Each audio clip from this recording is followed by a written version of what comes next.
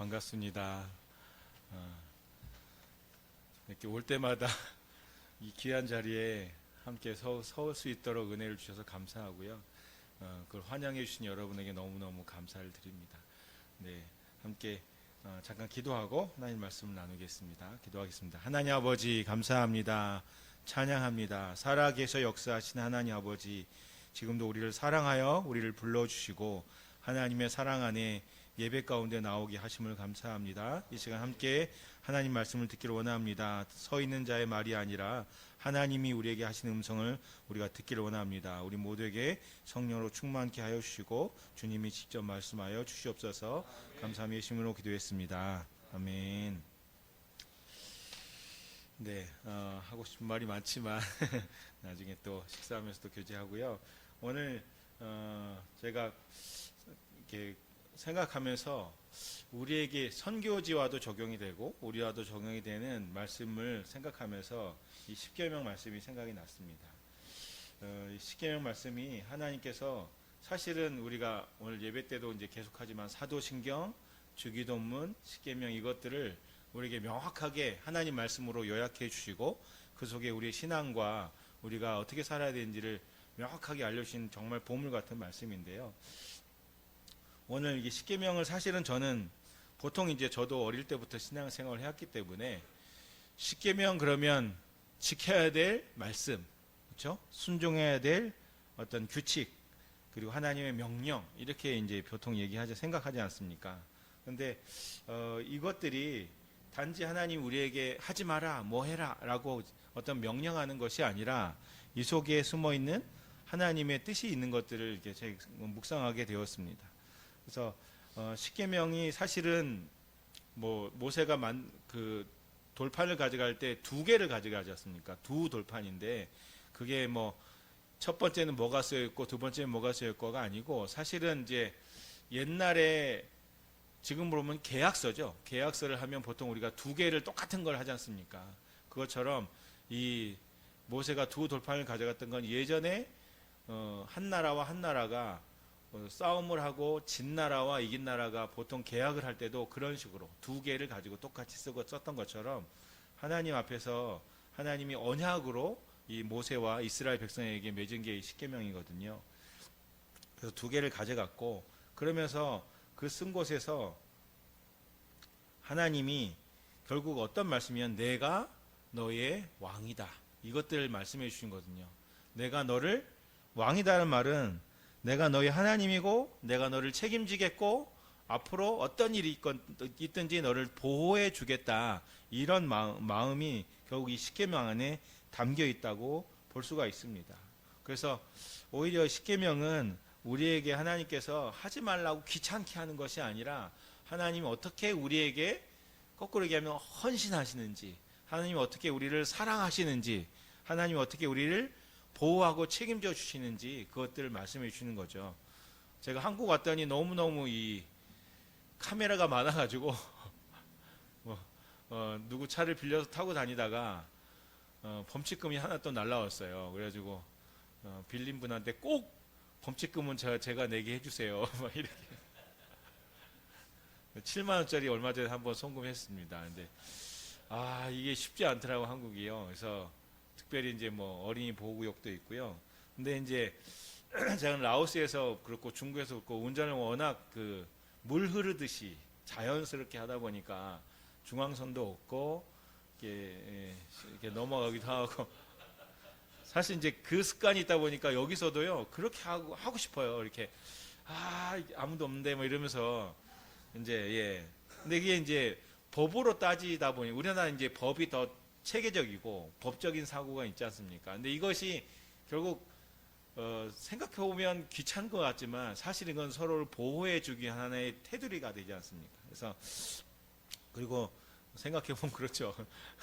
그래서 라오스에 있다 보면 정말로 이게 사거리나 이게 신호가 고장 나버리면 이게 한도 끝도 없어요. 한도 끝도 없고 먼저 머리를 내밀고 어떻게 밀어 제끼는 사람이 이기지만 하지만 그거는 정말 1시간 넘게 별로 차도 없는 데인데 그렇게 되거든요. 근데 결국 하나님이 우리에게 법을 주신 것은 우리를 보호하고 안전하게 테두리를 쳐주시는 그런 것이 있죠. 그래서 오늘 이 말씀 속에서 왜 제가 십계명을 보게 되냐면 선교지의 이야기를 나누고 싶은데 보면 3절의 첫 번째 말씀이죠. 너는 나 외에는 다른 신들을 내게 두지 말라 라는 말씀이 있습니다.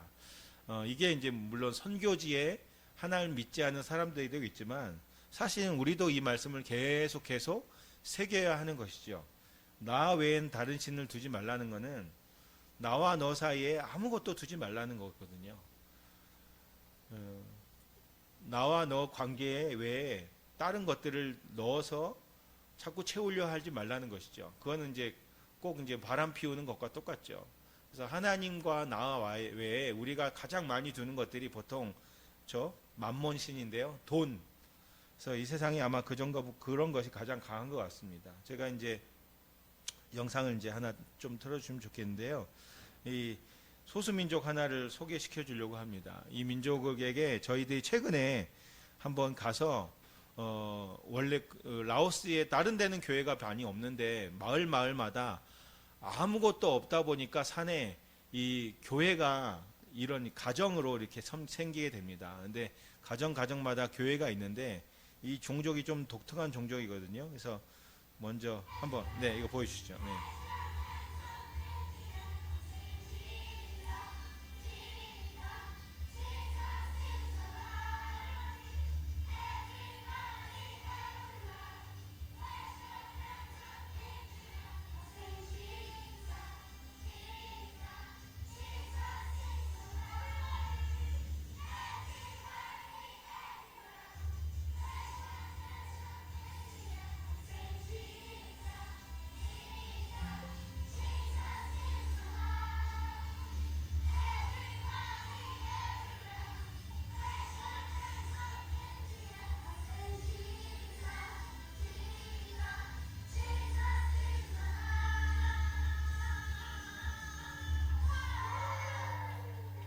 네, 이제 이 종족 사진이 이제 한 어린이들 사진이 좀 있는데요. 목사님 그걸 좀 띄워주시면. 그래서 이 종족이 최근에 저희가 마지막 사역을 이 종족 마을로 들어가서 운전해서 한 4시간, 그래도 가까운 곳인데요. 들어가서 산을 넘어가지고 가서 이 캠프를 해줬어요. 그래서 사진이 한 2-3개가 더 있는데 이 마을에 몽족도 있고, 이 몽족이고요. 그리고 라오스를 다스리는 주종족이 있습니다. 그런데 성경 학교처럼 교회 안에서 했을 때는 우리가 보호가 돼서 할 수 있었습니다. 그냥 노방전도 하면 안 되고 교회로 데리고 와서 교회 안에서는 이제 했죠. 그래서 아까 인도하는 청년들은 우리 한국 대학생들이고 CCC나 아니 교회에서 온 청년들이고 함께 가서 준비해가지고 찬양하고 그리고 말씀을 사역 일을 전했어요. 그리고 이제 기도하는 영접 기도를 하게 했어요. 그래서 교회라고 해도 보통 여기 아이들이 한 40명, 50명이 오는데 저희들이 갔을 때 한 100명 정도가 와서 같이 뛰고 찬양하고 막 비가 하필 이때는 안 오고 쨍쨍한 날씨에서 막 아침에 하고 오후에 하고 하다 보니까 온 몸이 땀이 흘렸지만 너무너무 행복한 시간이었습니다. 그래서 이때 이 시간을 통해서 한 40명 정도가 예수님에 대해서 다시 알게 되고 죄에 대해서 인정하고 고백하면서 예수님 영접하는 그런 사건이 있었습니다. 이 민족을 제가 저번에도 한번 얘기한 적이 있는데요. 라오스의 기독교인 그러면 이 민족입니다. 주종족은 예수님은 거의 잘 안 믿고요. 불교가 강하고 그리고 이쪽은 산에 있다 보니까 하나님을 믿는데 이 사람들이 예수님 믿는 이야기를 지난번에도 했지만 또 기억 잊으셨을 것 같아서 선교사가 이 라오스에 들어간 게요, 우리나라 역사랑 거의 비슷합니다. 1800년도 뒤쪽입니다. 그러다 보니까 오래 예수님을 전했지만 도저히 이 불교 국가에 복음을 전하기 어려웠어요. 그런데 어렵게 얻은 전도인을 통해서 이 라오스, 이 몽족 산 속에 갔더니 그때 이 몽족들은 누구를 믿었냐면 귀신을 믿었어요. 귀신을 믿고 그러면 가장 강한 사람이 누구냐면 무당이었습니다. 아프리카처럼 무당. 그런데 전도하러 갔지만 당장 뭐 할 게 없으니까 이 전도인 라오스 사람 부부를 이 무당의 집이 여유가 있으니까 한 곳에 방에 머물렀죠. 근데 잠을 자려고 이 부부가 하니까 소리가 나서 이상한 슉슉 소리가 나고 약간 두려운 생각이 들어서 이 부부가 그래도 배운 기도를 하고 잠을 잤다고 그래요. 그랬더니 그날 평안하게 자고 그리고 일주일간 그렇게 기도하고 자고 해서 평안하게 지냈더니 무슨 일이 벌어졌냐면 무당이 찾아왔답니다.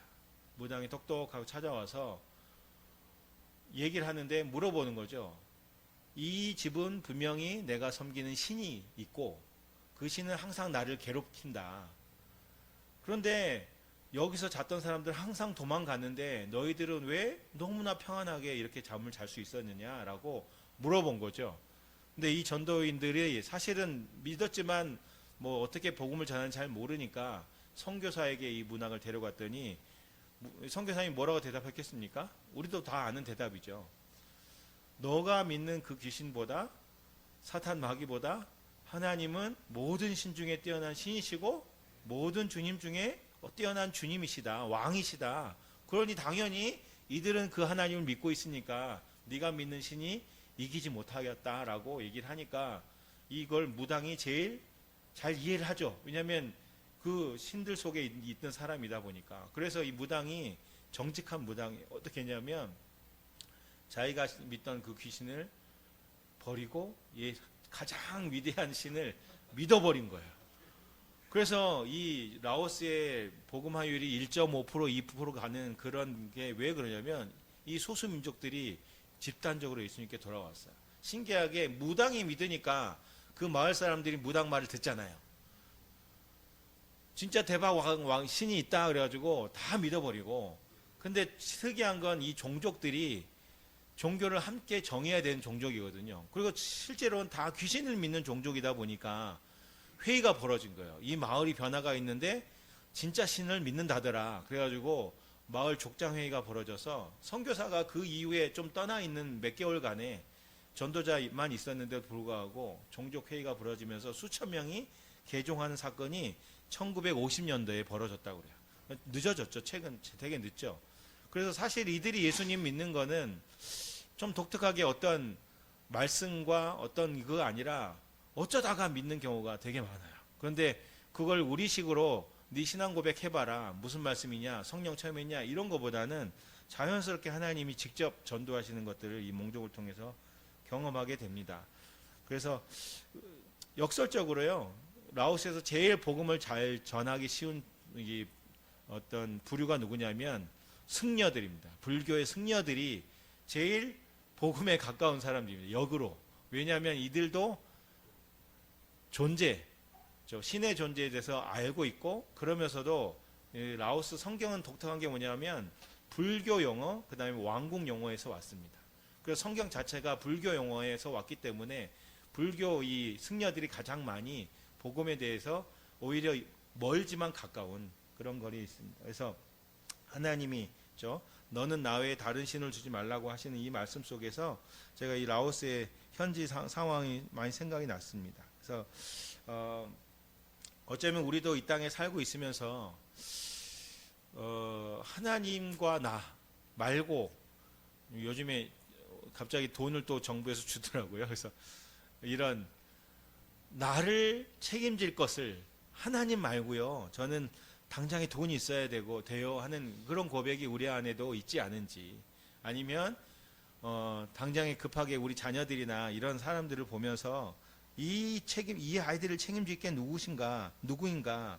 결국은 하나님을 내가 믿긴 믿지만 주일날 예배 드릴 때만 맡겨놓고 평소는 혹시 내 습관대로 아니면 사람들이 하는 대로 뭐 코인이나 주식이나 이런 쪽에 아침마다 제일 먼저 뭐 제가 이제 믿는 이제 친한 이런 목사님의 이런 분들도 보면 최근에 아침마다 일어나면 먼저 점검하는 것이, 어떤 분은 이제 영국 축구 결과 보는 사람도 있고, 어떤 분들은 주식 아니면 코인 이런 것들을 이제 제일 먼저 탁 들어가서 그런 것들이 있다고 합니다. 그래서 제가 이제 저희 최근 가족 사진을 좀 보여드리고 싶은데요.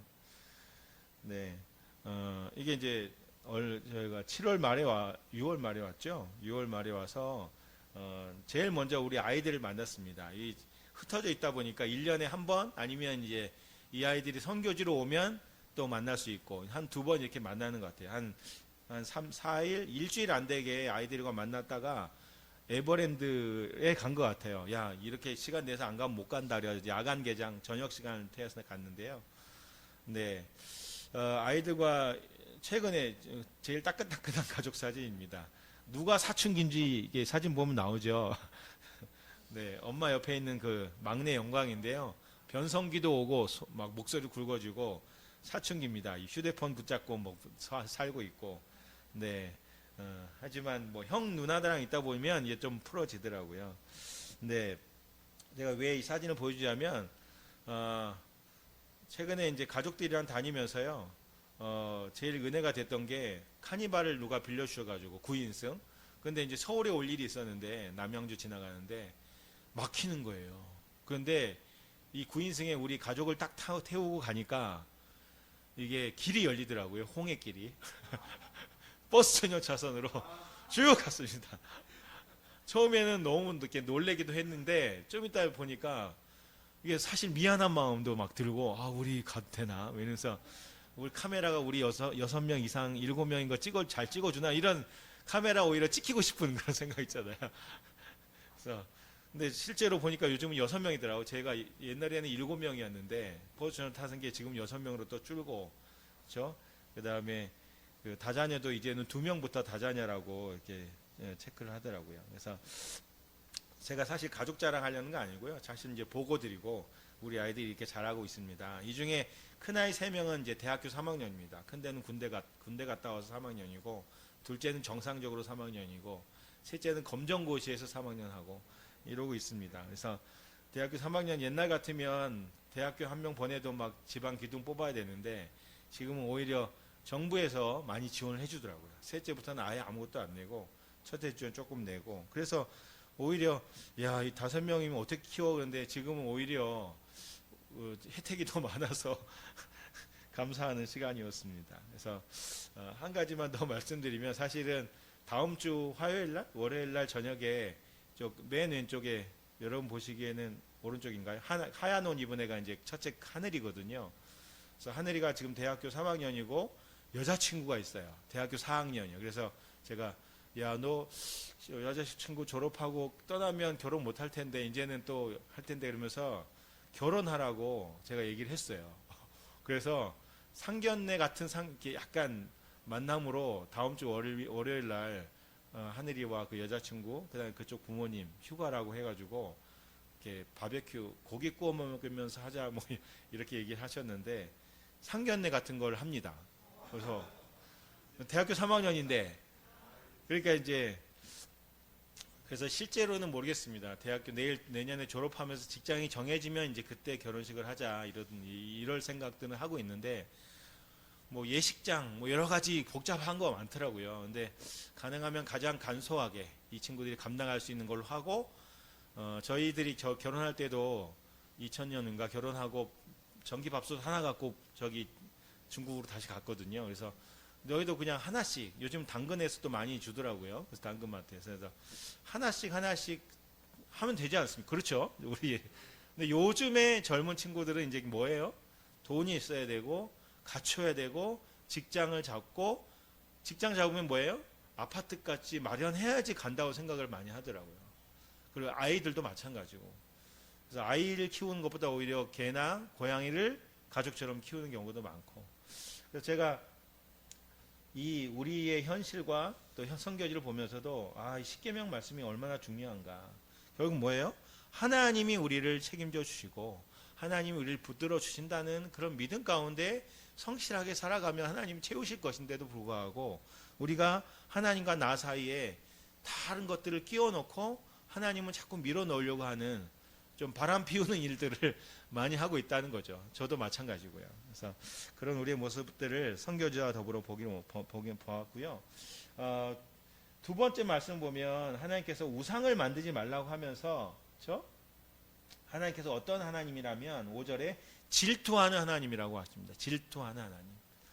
그래서 질투하는 하나님, 하나님 이렇게 쪼잔하시지 할 수 있지만 질투 속에 뭐가 있어요? 질투의 배경에는 사랑하니까 질투하잖아요. 그렇죠?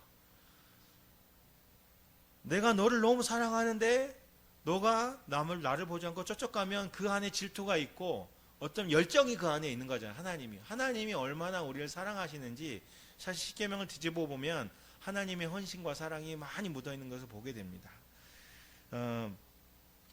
이 라오스 땅에 있으면 사실 우리 아이들을 보면서 참 마음이 안타까워요. 왜냐하면 이 윤회 속에 들어가서 아무런 어떤 소망이 없이 그냥 열려있는 망고나무 따서 먹는 걸로 만족하고, 그렇죠? 그리고 또 하나는 기득권들이 베트남 전쟁 때 정권을 잡은 이후에 그 자녀들이 계속 이어서 이것들을 이어가거든요. 근데 그것에 대해서 뭐라고 생각하냐면 전생에 복받을 일을 했기 때문에 이 생에 저렇게 사는 거야 하라고 잘 사는 사람들은 잘 사는 사람대로 그냥 밀어 나와버리는, 그거에 대해서 어떻게 바꿔볼까 이런 생각을 도저히 하지 않게 하는, 이게 뭐냐면 결국은 이 우상이, 그렇죠? 불교와 이 우상이 이들을 그냥 묶어버리는 거죠. 그래서 왜냐하면 불만을 갖고 불평을 하고 자꾸 뭔가 도전을 하려고 하는 것들을 뭐죠? 순종하지 않는 것. 그래서 잘 못 사는 것. 착하게 살아야지 다음 생에 어떻게 해요?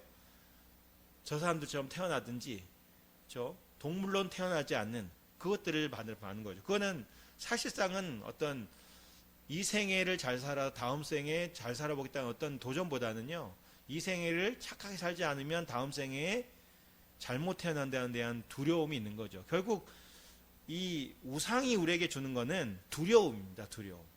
아까도 하나님 사이에 뭘 두는 것도 두려움인 거죠. 하나님이 아니면 하나님이 나를 책임질 수 없을 거라는 두려움. 그래서 그 두려움이 이 사람들을 참 불행하게 만듭니다. 가장 슬펐던 거는요, 코로나 때도 어떤 아이가 코로나로 이제 의식을 잃었는데 그 부모가요, 이 코로나 때 이 아이를 어떻게 했냐면 집에 있을 때 죽어야 되고 집에서 죽어야지 구천을 떠돌지 않는 그런 믿음이 있었는지 의식이 있었는데도 불구하고 이 아이를 이제 불교 사원에서 화장시키거든요. 사람 죽으면 얘를 그 상태에서 화장을 시켜서 죽은 그런 이야기를 제가 이제 한국 의사 선생님한테 들었어요. 그래서 야, 이 두려움 그리고 그런 마음으로 살아가다 보니까 이 아이들이, 이 땅의 사람들이 너무나 참 저희들이 눈물을 안 흘릴 수 없는 그런 상황 가운데로 이 아이들이 이렇게 살아가는 것이죠.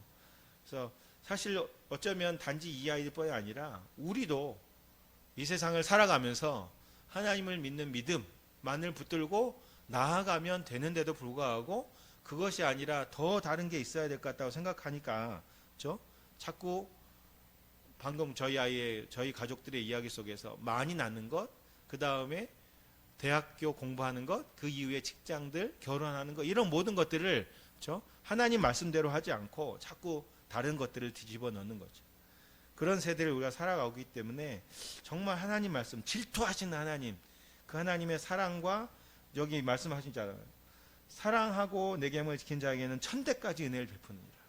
하나님께 맡겨드리면 하나님이 은혜를 주시고 우리를 이끌어 가시는 그 능력이 있음에도 불구하고 그렇지 않고 다른 두려움이 들어올 때는 참 그것이 우리를 믿음에서 떠나게 하고 자꾸 우상을 이렇게 찾게 하는 것 같습니다. 말씀을 마치려고 하는데요, 마지막 영상 하나가 있습니다.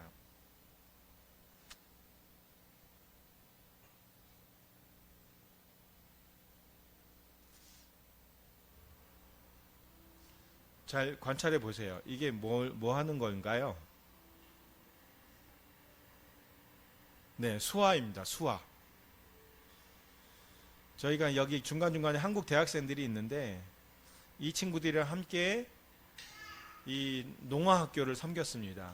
농화학교를 어느 선교사님이 하고 있는데 수학과 영어와 여러 가지 활동을 해줬어요. 이게 무슨 장면이냐면 저희가 마지막 인사를 하고 떠나는 시간이었어요. 근데 저 앞에 파란 옷 입은 한국 선교사님이 아이들과 함께 우리를 축복하는 기도를 하고 있는 거예요. 그러다 보니까 소리가 시끄럽지 않고, 그런데 여러분 이 손의 기도의 소리를 들으면 너무 뜨거운 기도를 이 친구들이 하고 있는 거예요. 그래서 이 장면을 제가 옆에서 같이 기도하면서 감동이 되어서 찍었습니다. 이 친구들은요, 누가 대표 기도하면 눈을 다 뜨고 한 사람이 손으로 이렇게 기도합니다. 이 기도의 모습이 야 이게 천사의 기도와 같은 모습이 들었어요.